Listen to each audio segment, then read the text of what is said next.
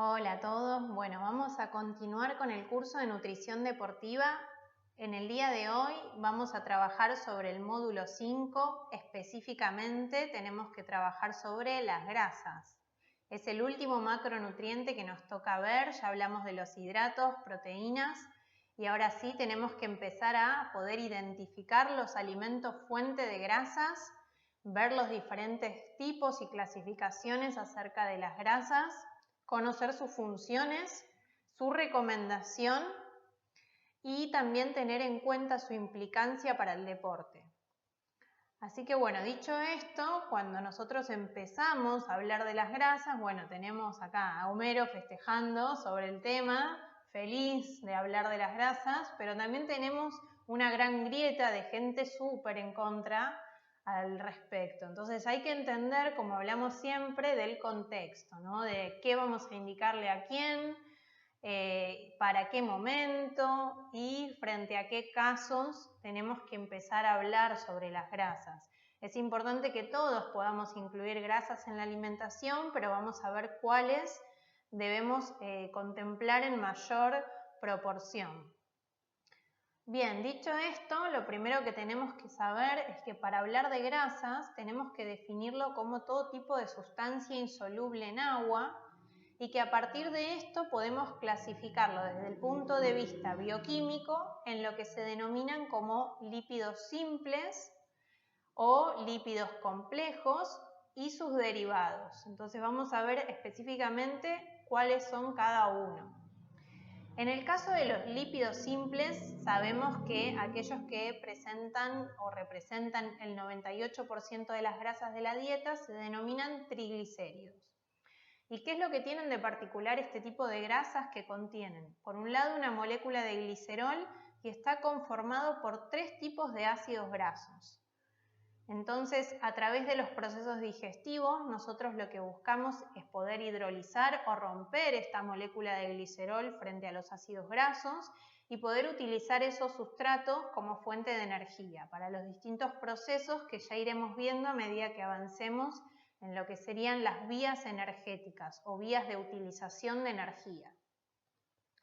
Dicho esto, vamos avanzando con los lípidos complejos, donde en los lípidos complejos tenemos una característica similar, moléculas de glicerol, pero ya se agrega en la composición una molécula de ácido fosfórico, una base nitrogenada y el ácido graso. Esto se denomina fosfolípido. El fosfolípido, al igual que los glucolípidos, que contienen una molécula de hidrato de carbono, participan en lo que es la formación o la membrana celular, generando esta bicapa lipídica que repele el medio líquido de la célula. ¿Y qué es lo que permite que tenga fluidez la membrana celular? Esto nos contribuye a todo lo que sería el proceso de absorción de determinados nutrientes y que esta molécula o esta célula tenga, como decíamos, mayor fluidez y no sea rígida y se puedan absorber mejores los diferentes tipos de nutrientes.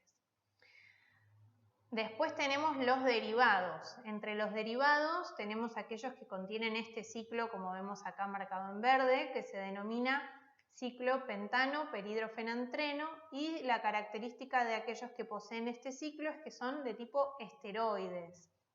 Entre ellos nos encontramos al colesterol, donde tenemos lo que sería el colesterol de origen animal, que es también nuestro colesterol endógeno, y tenemos los fitoesteroles, que sería lo que se denomina como colesterol de origen vegetal. Los fitoesteroles se denominan aquellos alimentos funcionales que cumplen básicamente, como dice la palabra, la función de prevención de determinadas enfermedades. Entonces los fitoesteroles en nuestro organismo lo que harían es contribuir al descenso de colesterol sanguíneo, pero además cumplen funciones no solamente en lo que es la prevención de enfermedades cardiovasculares, sino también en lo que sería la prevención del efecto carcinogénico. Entonces también está asociado a la prevención de otro tipo de enfermedades y es muy importante que nosotros le inculquemos a los pacientes o alumnos que consuman más frutas y verduras y sobre todo variedad de ellas. Por otro lado, también participa en lo que sería la formación de las hormonas, tanto sexuales como las hormonas suprarrenales, y también en la formación de la hormona provitamina D, que interviene en todo lo que sería el proceso de calcificación o densidad mineral ósea. Bien, desde el punto de vista de la saturación, el nivel de saturación del ácido graso, podemos clasificar a las grasas como grasas saturadas o grasas insaturadas. Las grasas saturadas son aquellas que popularmente las denominamos como las grasas malas, ¿no? Son aquellas que no presentan doble ligadura en las cadenas de carbono. Como vimos ahí en el ejemplo del triglicérido, vimos que esas cadenas tenían un solo enlace o una sola ligadura. Entonces, esa característica está dada por las grasas saturadas. Y son altamente, saturadas. Este tipo de grasas tienden a ser sólidas a temperatura ambiente, mientras que las grasas menos saturadas tienden a ser líquidas. Cerca del 60% de este tipo de grasas están presentes en la manteca, hay un 40%, casi 50%, presente en lo que sería la grasa de vaca o en la grasa del cerdo, pero tenemos una excepción, como en el caso del aceite de coco, que hoy es un alimento tan popular, donde también existen grasas saturadas, pero son grasas saturadas de origen vegetal, y se sabe a través de estudios científicos que este tipo de grasas, por ser de origen vegetal, cumplen una acción totalmente diferente en el cuerpo a lo que serían las de origen animal. Entonces sería lo opuesto, sería más parecido como el ejemplo del fitoesterol y el colesterol. Actuaría como preventivo de enfermedades cardiovasculares y no contribuyendo a la elevación del colesterol sanguíneo. Entonces tenemos que poder diferenciar, como decimos popularmente, las grasas que son más recomendables de las no recomendables. Sabemos que las grasas recomendables son aquellas que son las poli y las monoinsaturadas, que ahora vamos a ver específicamente dónde se encuentran y qué funciones cumplen. Y dentro de las no recomendables nombraríamos entonces a estas grasas saturadas, pero también podríamos incluir a las grasas trans que provienen de la industria, que también vamos a hablar un poquito de este tipo de grasas. Entonces, desde el punto de vista deportivo, si tuviéramos que explicarle a un alumno o a un deportista o a un paciente qué función cumplen o cómo actúan en nuestro cuerpo y en nuestro rendimiento, tenemos que asociar esas grasas no recomendables como aquellas grasas que generan un menor rendimiento, que nos brindan energía lenta y que no contribuyen desde ningún punto de vista a un buen estado de salud cuando hay abuso de este tipo de alimentos. Lógicamente, como digo siempre, hay que analizar el contexto de cuánto y para quién. Pero este tipo de grasas, en lo que sería el común de la población, cuando se consumen en exceso, se vuelven nocivas para la salud. Y después vamos a ver cómo actúan a nivel endógeno. Entre ellas nos encontramos tanto la manteca, la margarina, las grasas de origen animal y lo que serían las frituras principalmente. Y aquellas que son más recomendables, como dijimos, las poli y las monoinsaturadas, donde tenemos el famoso omega 3, el famoso omega 6 y el 9, aportan una función antioxidante, ¿sí? Protectoras de las células del cuerpo, evitan que aquellos que se llaman radicales libres, que generan un efecto dañino sobre las células, generando un envejecimiento, ejercen un efecto protector y preventivo contra estos radicales libres. Los radicales libres pueden producirse por distintos factores ambientales, todo lo que sería la contaminación ambiental, pero también hay factores fisiológicos por los cuales nosotros podemos liberar cantidad de radicales libres. Uno de ellos es el proceso catabólico proveniente de nuestro ejercicio o deporte. Otro de ellos es las oscilaciones de peso, ¿sí? La pérdida de peso también va contribuyendo a la liberación de radicales libres. Si nosotros no consumimos este tipo de antioxidantes, no logramos proteger a las células de lo que sería el envejecimiento celular. Y debemos incluir el aceite de maíz, cánola, girasol, el aceite de coco que nombramos, oliva, palta, frutos secos, semillas y lo que serían las grasas de los pescados, ¿no? Entonces vamos a ver acá ya con mayor profundidad el efecto de estas grasas saturadas que nombramos como grasas no recomendables. Y sabemos que son aquellas que generan mayor probabilidad de sufrir enfermedades cardiovasculares debido a su incidencia en lo que sería el colesterol LDL o nombrado como popularmente colesterol malo. Este tipo de colesterol es el que se suele evaluar a través de un laboratorio para poder conocer sus niveles, tanto el colesterol total, como ya lo nombramos cuando vimos el primer módulo, el colesterol HDL, y el LDL es el colesterol de baja densidad, que lo que hace es contribuir a la formación de la placa de ateroma. La placa de ateroma es el depósito de grasa a nivel arterial, como vemos acá se va formando esta capa de grasa interna, que genera lógicamente mayor presión sanguínea o hipertensión y a la vez generaría la obstrucción de arterias o de venas que de acuerdo a dónde se obstruye puede provocar distintos tipos de enfermedades, ya sea lo que sería un infarto de miocardio, un ACV, dependiendo, un trombo, dependiendo de dónde se produce la obstrucción. Entonces, la recomendación nutricional con respecto a las grasas saturadas es no ingerir una cantidad superior al 10% del valor calórico diario, ¿sí? Limitarlo a no más de eso. Eso implica poder darnos ese gusto o ese permitido, pero como digo siempre, con control en las cantidades, ¿sí? Para reducir o prevenir todo lo que sería el riesgo cardiovascular.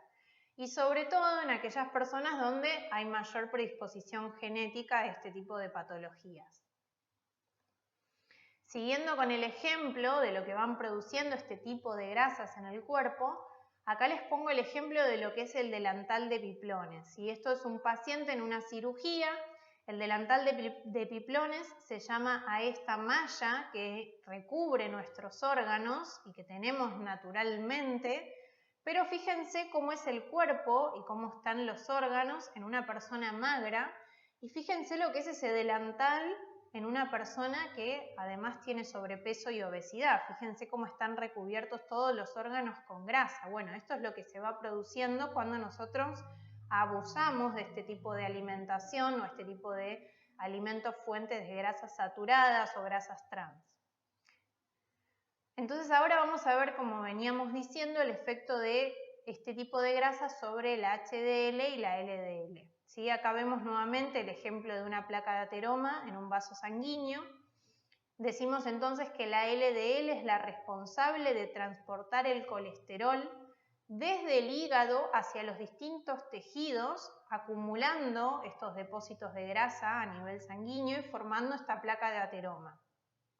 Mientras que el LDL, que es el colesterol de alta densidad, el transportador del colesterol, lo que haría es lo opuesto, devuelve el colesterol de los tejidos hacia el hígado, donde en el hígado ese colesterol se elimina por bilis. Entonces logramos eliminar el exceso. Por eso es que siempre recomendamos que los pacientes tengan niveles altos de HDL y niveles bajos y moderados de LDL, independientemente del colesterol total. Ahora vamos a hablar específicamente de la función de las grasas insaturadas y de los tipos de grasas insaturadas. Como nombramos, tenemos dentro de las grasas insaturadas aquellas que son monoinsaturadas, que se denominan de esta manera porque presentan un doble enlace, ¿sí? 2 cadenas de carbono, y son aquellos que se denominan omega 9. ¿Dónde se encuentran los monoinsaturados? En lo que sería el aceite de oliva, el girasol. El aceite de oliva es quien posee el mayor porcentaje, ¿sí? Omega 9, pero no implica que no encontremos omega 9 también en el aceite de girasol, en la carne de cerdo, también puede tener grasa saturada, pero también tiene algo de omega 9, en los frutos secos y sobre todo en las almendras dentro de los frutos secos. Pero también lo podemos encontrar en el maní, en la palta y el aceite de cánola. ¿Y cuál es la función de este omega 9? Bueno, como venimos viendo sobre la acción de la HDL y LDL, lo que hace es disminuir los niveles de este colesterol malo o colesterol LDL y aumentar lo que sería también el HDL, el colesterol bueno o protector. Al igual que el deporte y la actividad física que tienen influencia directa sobre los niveles de HDL, principalmente, como se sabe, la actividad más bien de tipo aeróbica. Mientras que los poliinsaturados son aquellos que presentan 2 o más doble enlaces de cadena de carbono. Ahora vamos a ver específicamente cómo es desde el punto de vista bioquímico. Y son esenciales, ¿sí? No se pueden sintetizar en el organismo humano, entonces tenemos que incorporarlo a través de la alimentación. En ellos encontramos el omega 3, denominado como ácido linoleico, y el omega 6, que es el ácido linoleico. Bien, en el omega 3 tenemos aquellos que son, por ejemplo, los productos de hoja verde, los vegetales de hoja verde tienen omega 3, ¿sí? Podemos sintetizar a través de ellos omega 6 también, el aceite de soja, los pescados, mariscos, semillas y nueces. Por eso en los vegetarianos que no consumen pescado, con el consumo de vegetales de hoja verde podríamos sintetizar lo que sería el omega 3 y algún porcentaje de omega 6. Y debemos incluir soja también en la alimentación. Algunas semillas y nueces también aportan un porcentaje de este tipo de omegas. Entonces, en los vegetarianos son los alimentos que debemos priorizar. La recomendación en este caso, en el omega 3, es de 1,6 gramos cuando hablamos de una edad de 18 a 50 años en el caso del hombre y de 1,1 en el caso de la mujer, la ingesta diaria admisible. Lo que hace en el cuerpo es disminuir los niveles de LDL colesterol, ¿sí? Ese colesterol malo que venimos nombrando, y aumentaría el colesterol protector, el colesterol HDL. Mientras que el omega 6, el linoleico, lo que hace se encuentra en el aceite de soja, el aceite de girasol también, como ya lo nombramos también en el omega 9, la palta, que también la nombramos con un porcentaje en el omega 9, germen de trigo, ¿sí? Que también se recomienda mucho en los vegetarianos, pero también lo puede incluir todo tipo de población, y los frutos secos. Y la recomendación es de 17 gramos en el caso del hombre y de 12 gramos en el caso de la mujer. Disminuyen tanto los niveles de LDL como también los del HDL, entonces acá debemos contemplar de no abusar tanto del colesterol omega 6, perdón, el ácido graso omega 6. Bien, siguiendo con el omega 3, cuando nosotros hablamos de omega 3, el mayor porcentaje de gente piensa en este tipo de suplementos, ¿no? En estos comprimidos que aporten omega 3 u omega 9. Pero como veníamos diciendo, si logramos cubrirlo a través de la alimentación, hay que tratar de evitar de llegar a la suplementación.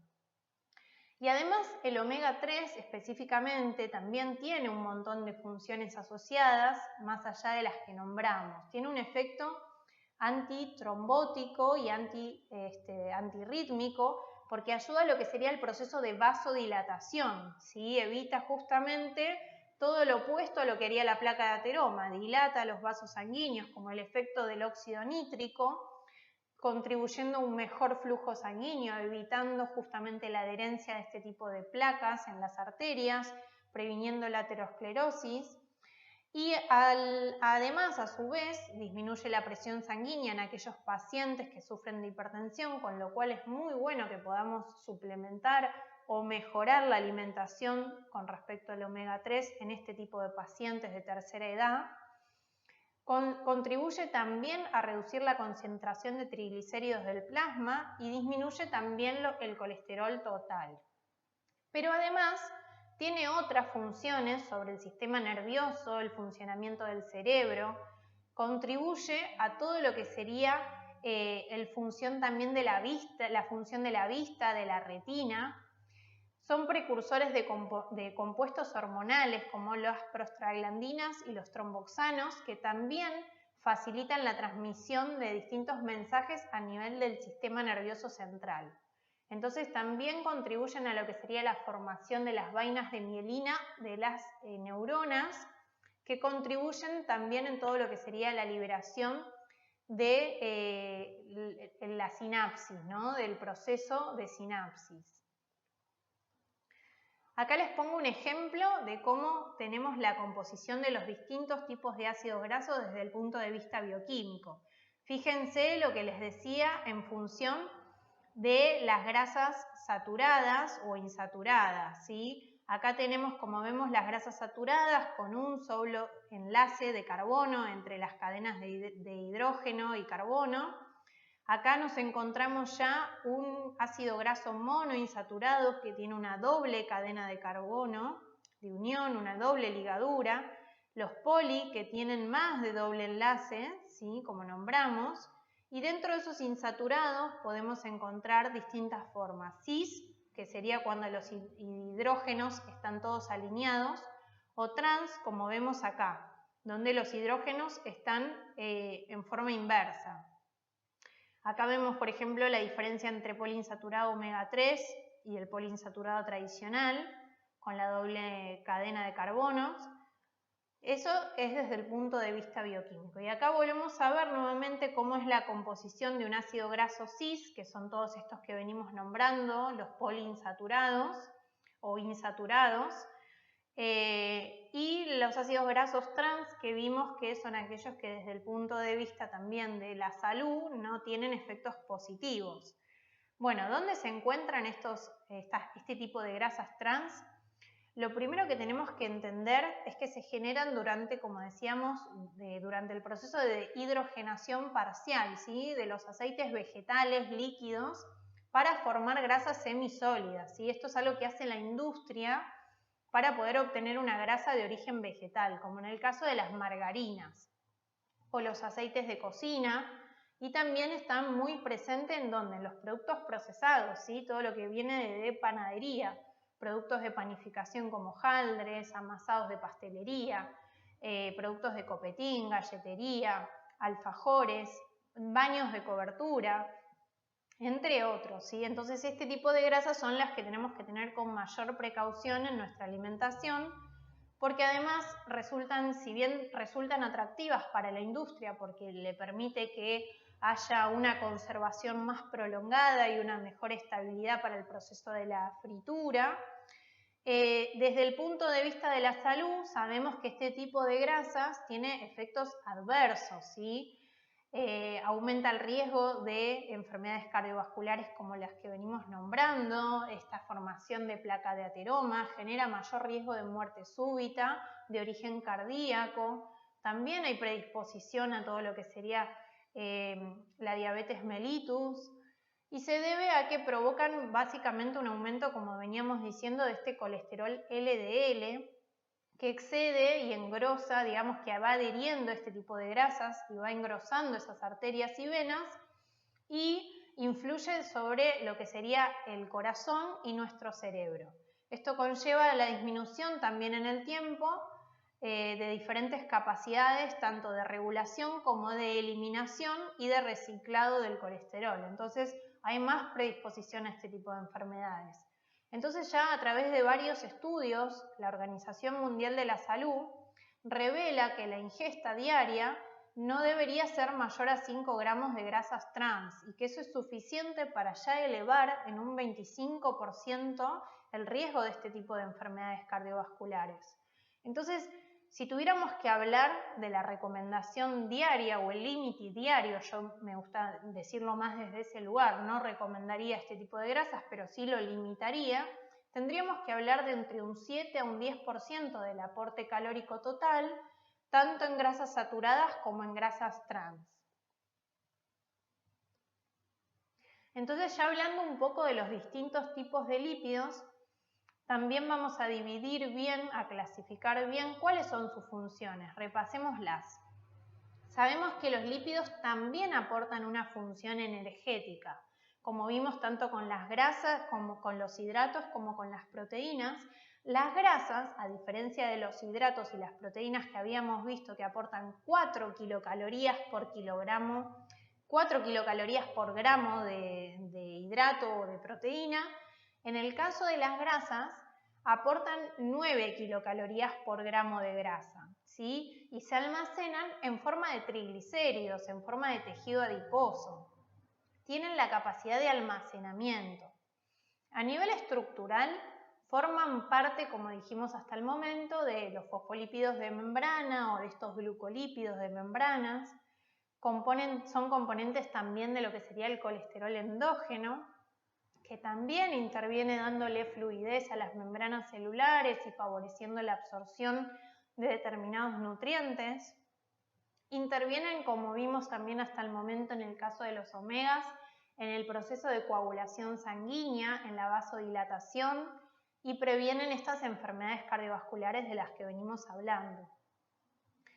Tenemos que tener en cuenta que también contribuyen a lo que es el transporte de vitaminas liposolubles, entonces también cumplen un rol importante en la absorción y transporte hacia las células de este tipo de vitaminas. Pero además para la industria, como venimos diciendo, cumplen un rol importante aportando sabor y textura a los alimentos. Y esto es algo que también tenemos que considerar, que no podemos sacar tampoco de nuestra alimentación, si pensamos en cocina, este tipo de grasas, porque también aportan una función desde el punto de vista de la estabilidad del alimento y de la textura de ese alimento.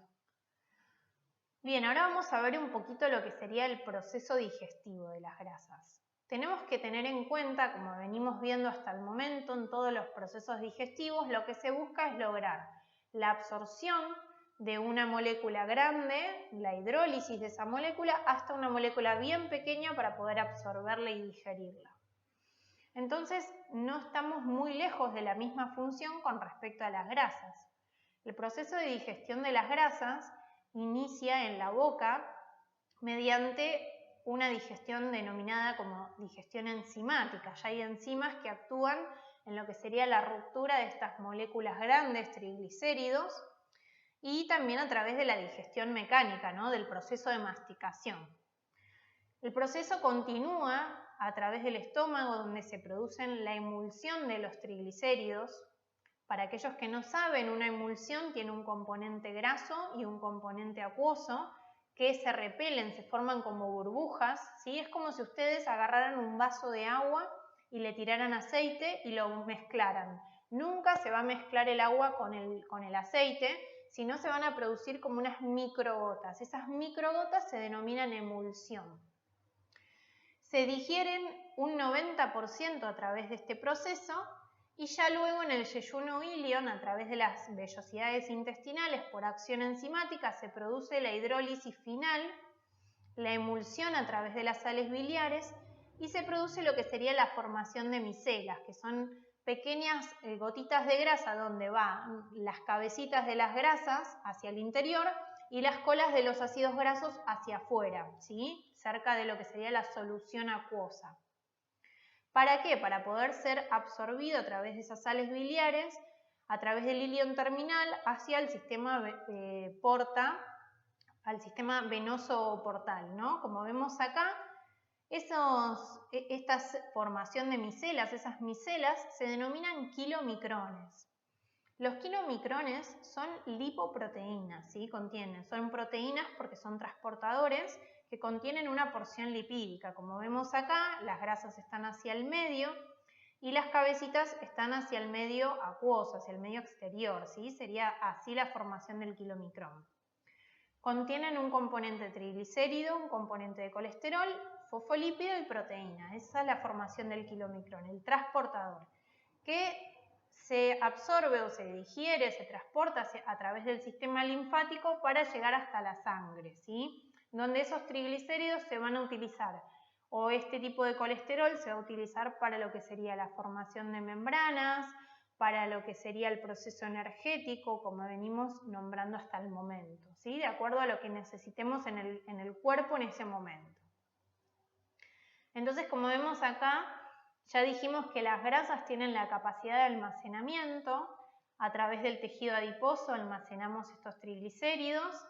donde luego utilizamos esos triglicéridos, como nombramos al principio, por un lado las grasas para la función de energía, que se llama a través de un proceso de beta-oxidación, que después cuando veamos vías energéticas vamos a retomar el proceso de beta-oxidación, o podemos obtener ese glicerol, separar el glicerol de esos 3 ácidos grasos y utilizar ese glicerol como una función gluconeogénica. ¿Qué significa el proceso gluconeogénico? Es obtener glucógeno o glucosa, en este caso, a través de glicerol, ¿sí? Obtener energía a través del glicerol. Y por otro lado, esas grasas también van a utilizarse como reserva en las células musculares, ¿sí? A través de las fibras musculares, dentro de las fibras musculares también almacenamos este tipo de grasas, que son las que desde el punto de vista deportivo se vuelven más funcionales, más energéticas. Es una energía un poquito más rápida que lógicamente la energía que proviene del tejido adiposo, donde también almacenamos, como venimos diciendo, estos triglicéridos para obtener por un lado los ácidos grasos y por otro lado el glicerol gluconeogénico. Entonces, si hablamos ya del metabolismo, esos ácidos grasos, una vez que se liberan de los triglicéridos, obtenemos esos ácidos grasos libres a nivel sanguíneo, que como dijimos recién, va adentro de la mitocondria, ¿sí? En el caso de las células musculares, a hacer el proceso de beta-oxidación. Esto ocurre principalmente en ejercicios de larga duración y de baja intensidad, o en periodos de ayunos prolongados o dietas muy bajas en carbohidratos, ¿sí? Esto lo vamos a ver de nuevo con mayor detenimiento, toda la vía bioquímica de los ácidos grasos, cuando veamos vías energéticas en el deporte. Entonces entendamos que las reservas de las grasas están principalmente en el tejido adiposo de los deportistas y que éstas tienden a ser menores que en los individuos sedentarios, pero las grasas intramusculares, el porcentaje de grasa intramuscular sí es mayor, entonces esa energía es más utilizable, como les decía anteriormente, en el caso de los deportistas, lo que permite que se oxide con mayor velocidad y mayor facilidad que en una persona sedentaria.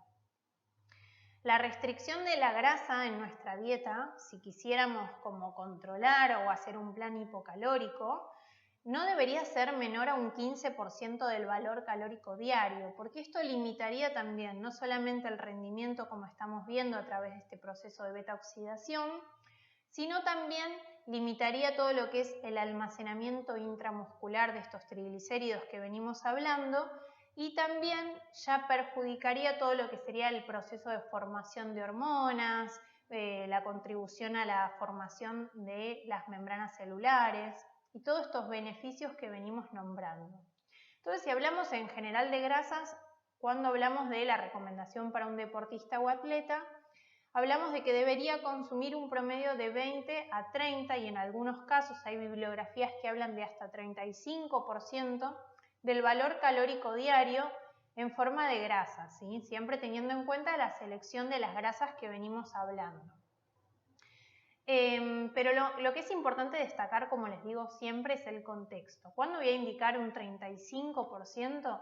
Bueno, cuando tenemos que apuntar a que las grasas de las dietas nos aporten más calorías en el plan, ¿sí? Entonces, en planes más altos en calorías, tal vez sí sea recomendable llegar a esos valores, pero cuando hablamos de población general y no de alto rendimiento, lo ideal sería manejarnos entre un 20 a un 30%. Y también teniendo en cuenta el objetivo que tenga el atleta o el deportista, lógicamente. Ahora vamos a hablar específicamente de los linfocitos o de todo lo que sería el proceso de depósito de grasas en nuestro cuerpo.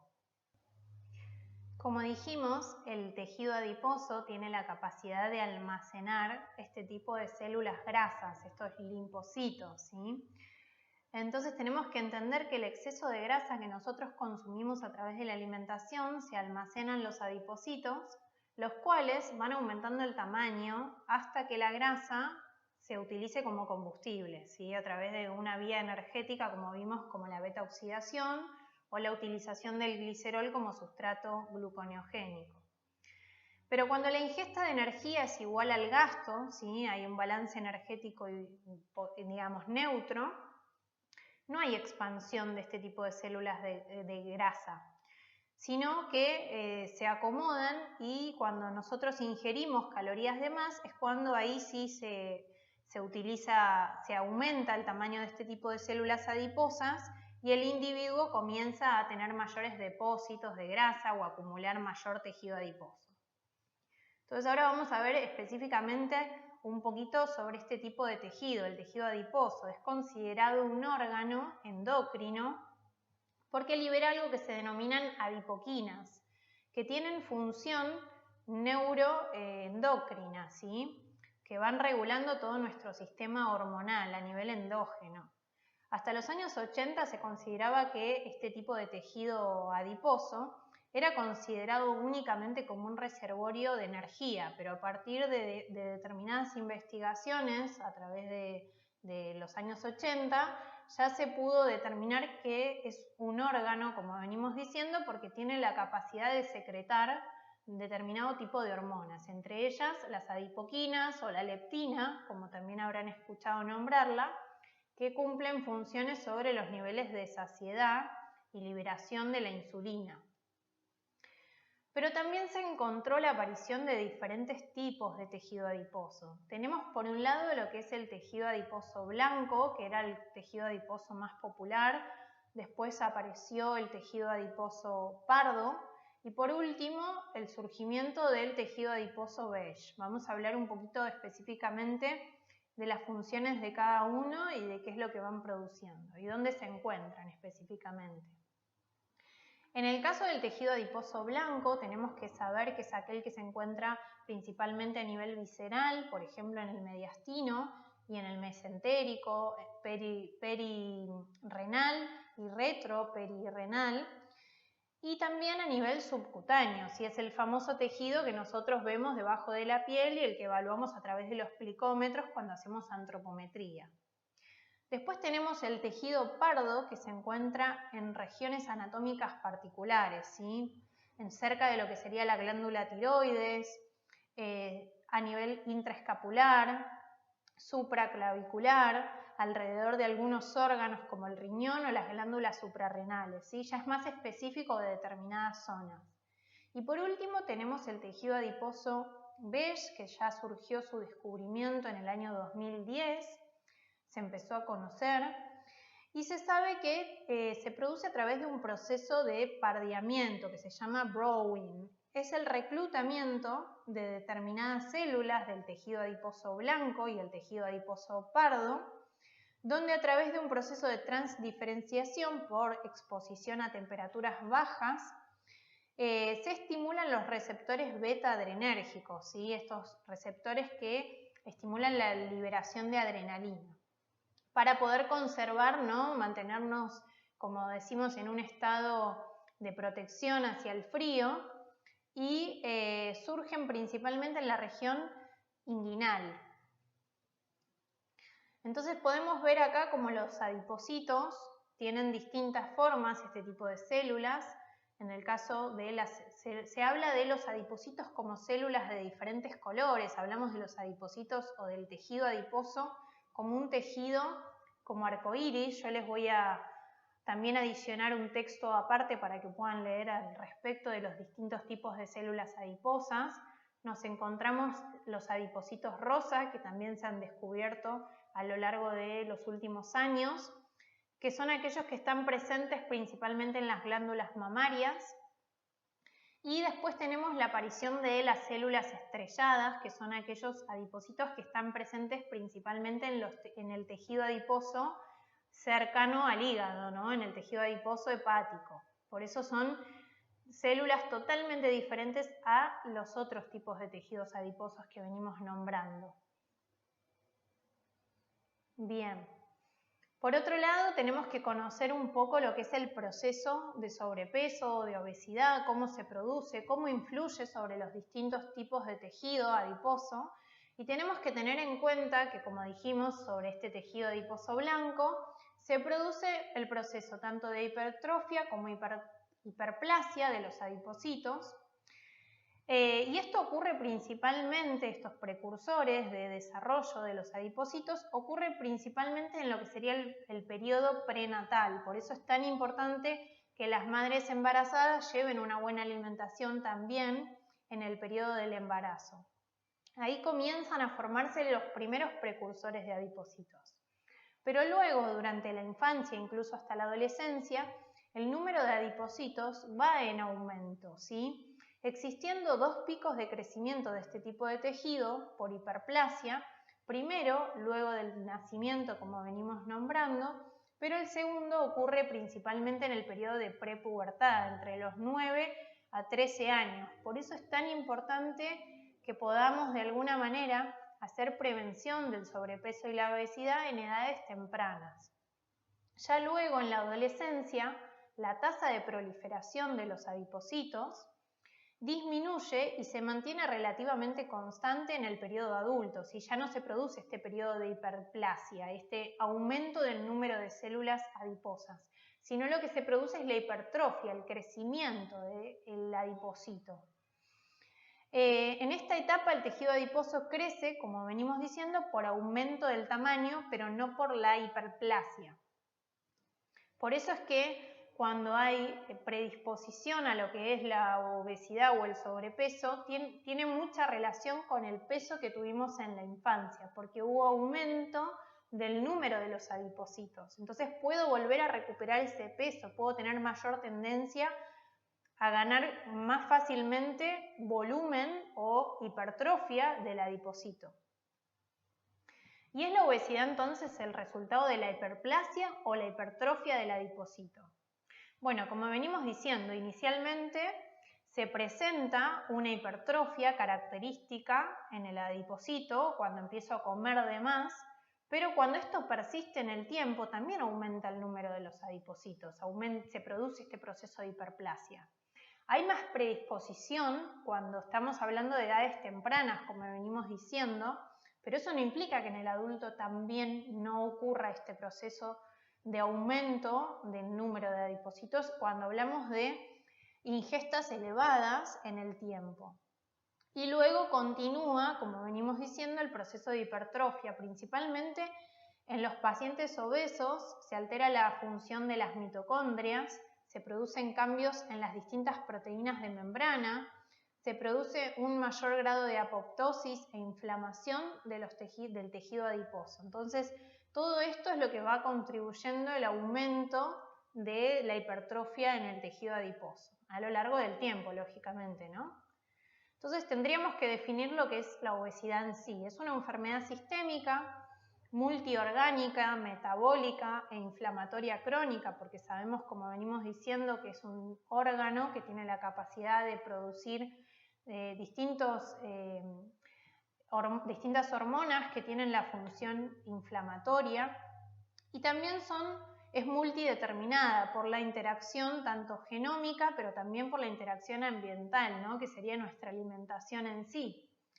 Es fenotípicamente expresada por un exceso de grasa corporal y tiene una relación directa con la suficiencia del órgano, ¿sí? Para poder alojarla, ¿no? Con la capacidad que tiene este órgano para poder seguir alojando grasa corporal, lo cual conlleva un mayor riesgo de morbimortalidad asociada a distintos tipos de enfermedades, ¿no? No solamente por la obesidad en sí, sino hablamos del corazón del obeso, por ejemplo, como en el caso de Montero, que es un libro muy interesante, es un artículo muy interesante, después lo pueden buscar si quieren, donde habla un poco de la relación de lo que pasa con la obesidad a nivel de los vasos sanguíneos, a nivel de cómo se fuerza el trabajo en el corazón en una persona obesa, como venimos viendo a través de todo este depósito de grasa cercano a los órganos vitales. Bien, y para hablar entonces ya, cerramos un poquito el tema de obesidad, vamos a hablar de algo que también me parece relevante que charlemos, que es el concepto de densidad calórica en los alimentos, ¿sí? ¿Y por qué es importante tenerlo en cuenta? Bueno, principalmente porque tiene que ver con esto de que les decía al principio, de todo depende del contexto, ¿sí? Nosotros hablamos de las grasas, del exceso, de que nada en exceso es bueno, Pero también tenemos que entender que todo depende para quién le vamos a recomendar qué.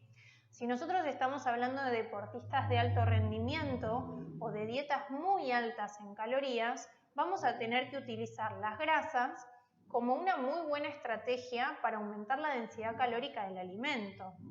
¿Por qué? Porque va a aportar más calorías en función del volumen y eso nos va a favorecer que el atleta o el deportista pueda comer más cantidad sin sentirse lleno. Entonces, definamos el concepto de densidad calórica como la capacidad que tiene un alimento de tener determinada cantidad de calorías en función del volumen, ¿no? Es la relación de las calorías en función del volumen. Por ejemplo, si yo hablo de un alimento que tiene alta densidad calórica, voy a decir que tiene poco volumen y tiene muchas calorías, como en el caso ya sea de los frutos secos o del aceite, como vemos acá que a nivel gástrico tiene poco volumen, no ocupa mucho llenado gástrico, con lo cual la persona no se siente llena, pero puede estar incluyendo 400 calorías, ¿sí? Solamente de grasas, lógicamente. Ahora, si hablamos, por ejemplo, de un alimento que tenga baja densidad calórica, estaríamos pensando en un alimento que tiene mucho volumen y pocas calorías, como por ejemplo en el caso de las verduras. Entonces, de acuerdo al contexto, este concepto de densidad calórica puede llegar a ser muy útil. Si pensamos en una dieta donde tenemos que dar saciedad y bajar las calorías, tenemos que ir más para el lado de las verduras, ¿no? Que tienen otro tipo de densidad calórica. Pero si nosotros pensamos en dietas muy altas en calorías, ya tenemos que pensar en alimentos de alta densidad calórica. Y aquellos alimentos que tienen mayor densidad calórica son aquellos que tienen mayor contenido de grasas y en algunos casos proteínas, que también influyen. Entonces acá les dejo una tablita donde podemos clasificarlos a los alimentos, como veníamos diciendo, según baja densidad calórica o muy baja densidad calórica, baja, moderada y alta. Entonces, vamos al extremo. Aquellos que son de muy baja densidad calórica sabemos que tienen más composición de líquido, tienen más fibra o más volumen y menos calorías. Por ejemplo, las frutas frescas, vegetales, la leche descremada, las infusiones sin azúcar, el yogur descremado, la gelatina sin azúcar. Aquellos que ya tienen baja densidad calórica podrían ser las legumbres, tienen un poquito más de calorías, pero siguen aportando fibra y volumen, ¿no? Dan saciedad. Las pastas, las carnes magras, que es untable descremado, porque no deja de ser una grasa, pero tiene menor porcentaje. Y ya moderada densidad calórica hablamos de las carnes vacunas, porcinas, pollo, pescado, el pan, el queso. Y en el caso de alta densidad calórica podemos incluir, fíjense, todo lo que son snacks, aceite, manteca, mayonesa, todo lo que sería la crema, los frutos secos, las frituras, ¿sí? El chocolate, todo lo que son golosinas. Entonces, ¿por qué les pongo este ejemplo, ¿no? Que pareciera ser esto lo bueno y esto lo malo, ¿no? Pero como les dije, todo depende del contexto. Acá les pongo el ejemplo de Michael Phelps, quien tiene una dieta muy alta en calorías. Se habló de dietas de desde 7.000 calorías hasta 12.000 calorías en momentos de precompetencia. Entonces imagínense lograr cubrir todas esas calorías, todo ese volumen calórico. Entonces, los nutricionistas tratamos siempre de transmitir de que consuman una alimentación saludable, una alimentación rica en fibras, pero fíjense cómo la fibra podría ir totalmente opuesto cuando hablamos de este tipo de población extrema que tiene un rendimiento deportivo muy alto, que tiene un consumo calórico muy alto. De la única manera que logramos cubrir esa alimentación, independientemente de todo lo que venimos hablando, es contemplando alimentos de alta densidad calórica. Entonces, en este tipo de personas, en este tipo de atletas o sujetos que son fuera de la regla, sí se utilizan estos alimentos que son industrializados, altos en grasas, aunque sean grasas saturadas. ¿Por qué? Porque el consumo energético que tienen va a implicar gastarlo. Fíjense la composición del cuerpo de Michael Phelps. Tiene que ver con esto que hablamos de el balance calórico, el balance energético.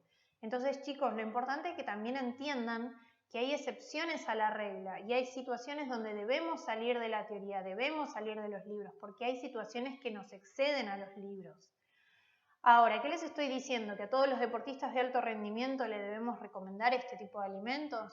No lo sé, tal vez, puede ser. Tenemos que analizar, como digo, poder lograr cubrir con el aporte calórico. Y cuando eso no se logra, se tiene que indicar este tipo de alimentos de alta densidad calórica. Les voy a dejar ahora un pequeño videito para que también vean cómo es la alimentación de los atletas olímpicos, que excede todo lo que estamos hablando como alimentación consciente, alimentación real, alimentación menos procesada, alimentación saludable. Excede un poquito esto y también las cantidades que ellos consumen o los tipos de ingesta que ellos hacen también puede ir un poco más lejos de todo lo que estamos pensando. Pero cuando nosotros apuntamos a un contexto, como vemos acá, una persona que se quiere cuidar, que quiere llevar un estilo de vida saludable, sí debemos contemplar todo este tipo de situaciones desde lo nutricional. O cuando hablamos de personas de alto rendimiento, pero no de atletas olímpicos, también podemos contemplar estas situaciones. Por eso les digo siempre que debemos analizar el contexto. Y eso es lo más importante a entender. Así que ahora les voy a dejar este videito para que lo puedan ver y que conversemos al respecto.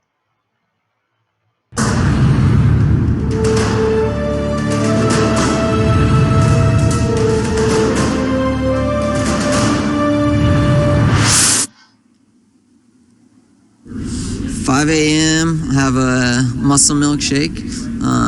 So that's just like a couple of scoops of muscle milk like cake batter, some cinnamon, and then 5 scoops cytocarb, mixed in like 8 ounces of water. I like to eat anywhere between 3.5 to 4 hours out. I just eat oatmeal, real simple, and a banana, and then I may just snack on some bread. And that's about it. It's not too much in, my Gatorade and my fluids that I need, but keep it pretty simple. It's 2.5 hours before the race. It's gonna be bread and a banana, and that's it. Nothing else, just water, bread, and a banana. Keep it simple. I'll probably get up at, eat around 5:30, and I'll probably just have toast and coffee. Very simple, very plain. Make sure, something I know will go down and digest easily. I might throw in a banana if I'm feeling crazy. Let's see, the race is at 8, so I'll probably eat at like 4:30 or 5, and I usually go with a couple packs of oatmeal and 2 pieces of toast and a banana. That's what I've been using, so I'm gonna stick with it. Probably just oatmeal and toast, and it'll be 3 hours before the race time. I will be having breakfast at between 5:45 and 6 a.m.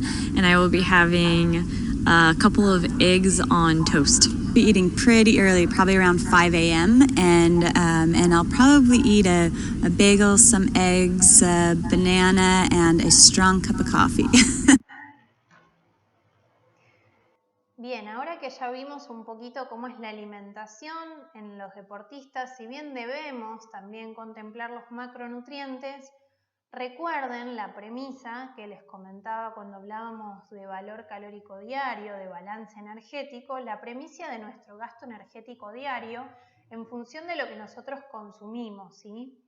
Tengamos en cuenta que antiguamente, cuando éramos cazadores-recolectores, había un mayor gasto energético, ¿sí? Había una mayor termogénesis, nuestro metabolismo era más activo y por consiguiente, al igual que vimos en la imagen de Michael Phelps, por más que nuestra alimentación fuera muy alta en calorías, lográbamos utilizarla como energía.